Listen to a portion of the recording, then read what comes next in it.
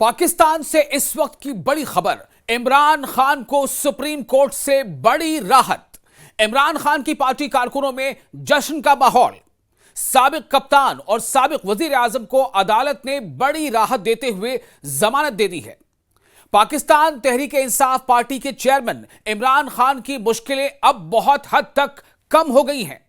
कितने मामलों में मिली है इमरान खान को राहत और अब क्या है इमरान खान का सियासी मुस्तकबिल, आइए आपको बताते हैं पूरी तफसील से। दरअसल सुप्रीम कोर्ट ने 9 मई के 8 मुकदमात में बानी चेयरमैन पीटीआई इमरान खान की दरख्वास्त जमानत को मंजूर करते हुए इमरान खान को रिहा करने का ऑर्डर दे दिया है। Chief justice Pakistan justice Yahya Afridi की सरबराही में 3 रुकनी बेंच ने यह फैसला सुनाया।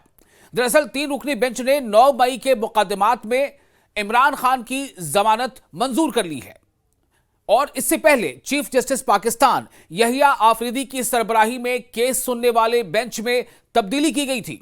यह एक अहम इसका आंसर जो आपको बता रहे हैं। जी हां, इससे पहले चीफ जस्टिस यहिया आफरीदी की सरबराही में केस सुनने वाले बेंच में तब्दीली की गई और 3 रुकनी बेंच में जस्टिस मियां गुल हसन और औरंगजेब की जगह जस्टिस हसन अजहर रजवी को शामिल किया गया। दौरान समाअत स्पेशल प्रोसिक्यूटर जुल्फिकार नकवी ने अदालत को बताया कि तबीयत नासाजी के बायस कल वो यानी गुज़िश्ता दिन पेश नहीं हो सके थे, जिस पर चीफ जस्टिस ने कहा कि कोई बात नहीं। ये आपको पूरा इसलिए मामला सुना रहे हैं कि आखिर इमरान खान की जमानत का रास्ता किस तरह से हमवार हुआ।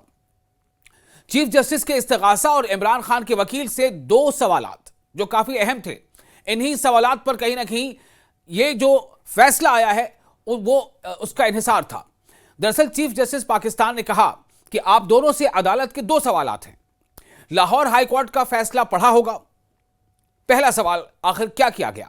वो पहला सवाल यह था कि क्या जमानत केस में हतमी फंडिंग दी जा सकती है, और दूसरा सवाल काफी अहम था, वो ये था कि माजी में साजिश के इल्जाम पर सुप्रीम कोर्ट ने मुल्जिमान को जमानत दी, क्या तसलसल का उसूल इस केस पर अप्लाई होगा? ये 2 सवाल काफी अहम थे जिसकी बुनियाद पर यह रास्ता यहां तक पहुंचा, ये इकदाम यहां तक पहुंचा कि जमानत जो है इमरान खान को मिल चुकी है।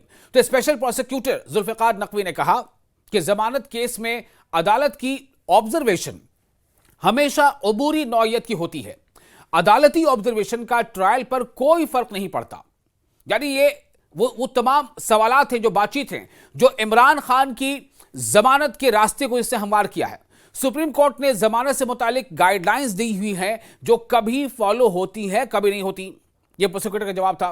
प्रोसिक्यूटर जुल्फिकार नकवी ने सुप्रीम कोर्ट का जमानत से मुतालिक फैसला पढ़ा। स्पेशल प्रोसिक्यूटर ने एजाज अहमद चौधरी केस में जमानत मंजूरी का फैसला अदालत ने पढ़ा।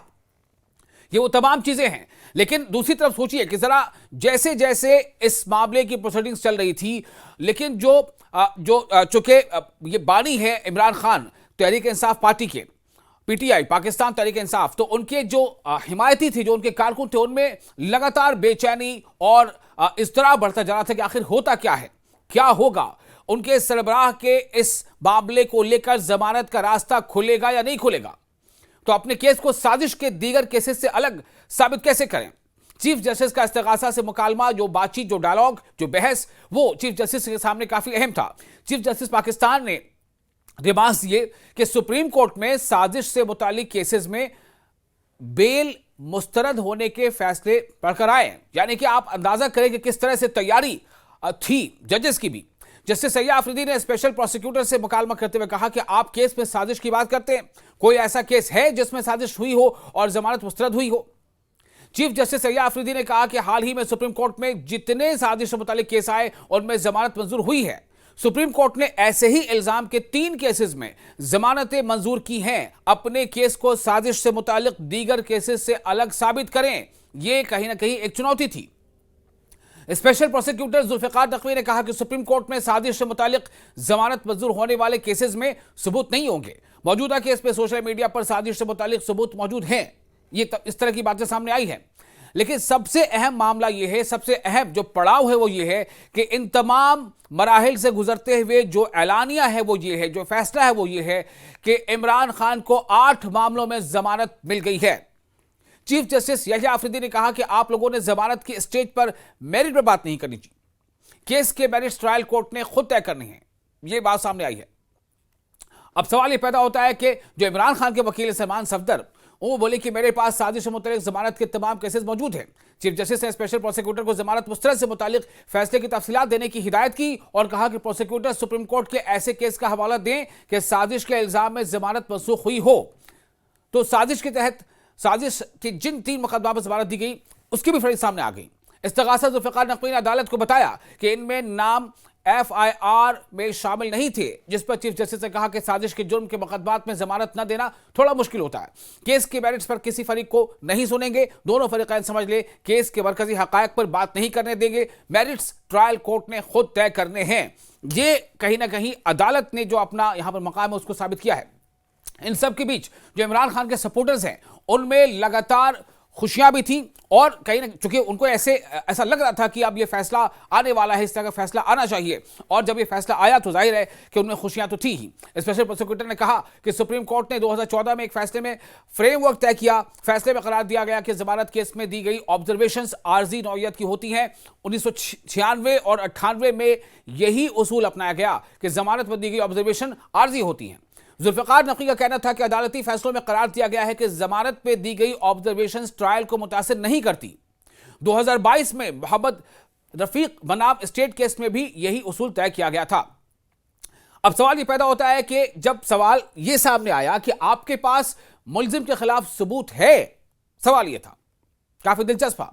चीफ जस्टिस का स्पेशल प्रोसिक्यूटर से सवाल, चीफ जस्टिस पाकिस्तान ने इस्तफसार किया कि क्या आपके पास मुल्जिम के खिलाफ सबूत मौजूद है। ये सब चीजें चल रही थी जिसके बिना पर यह फैसला सामने आया। तो इस सवाल के जवाब में क्या कहा गया? इस सवाल के जवाब में कहा गया, प्रोसिक्यूटर ने कहा कि 3 गवाहान का बयान है, फोटोग्रामेटिक और साथ ही साथ वॉइस मैचिंग टेस्ट मौजूद है। प्रोसिक्यूटर जुल्फ़िकार नक़वी ने कहा कि व्हाट्सएप मैसेजेस मौजूद है। हाई कोर्ट ने कहा था ट्रायल कोर्ट में मुख्तलिफ टेस्ट के हवाले से दरख्वास्त दें। ट्रायल कोर्ट ने टेस्ट लेने की इजाजत दी, लेकिन जेल में मुल्जिम ने ताउन नहीं किया। तो इमरान खान के हामियों में इस बात को लेकर जश्न का माहौल है। बहरहाल जो फैसला सामने आया, उनके लीडर, उनके पार्टी सरबराह को सुप्रीम कोर्ट ने इस्तगासा के दलाइल सुनने के बाद 9 मई के 8 मुकदमात में बानी चेयरमैन PTI इमरान खान की जमानत मंजूर कर ली। अदालत ने इमरान खान को जमानत पर 8 मुकदमात पर रिहा करने का हुक्म दे दिया है। याद रहे कि समाज से कबल इमरान खान की जमानत की दरख्वास्तें सुनने वाला बेंच तब्दील हो गया था, जैसे मैंने पहले आपको बताया है। थोड़ी तफसीर भी बता रहा हूं। 3 रुकनी बेंच में जस्टिस मियां गुल हसन औरंगजेब की जगह जस्टिस हसन अजहर रिजवी को शामिल कर लिया गया था। तो लाहौर की इंसदाद दहशतगर्दी अदालत ने नवंबर 2024 में इमरान खान को 9 मई के फसादात के मुकदमात में जमानत देने से इनकार कर दिया था। इन मुकदमात में Lahore core commander house Lahore पर हमले का मुकदमा भी शामिल था। इमरान खान ने इस फैसले को लाहौर हाईकोर्ट में चैलेंज किया था, मगर 24 जून को वहां भी इनकी दरख्वास्त मुस्तरद कर दी गई।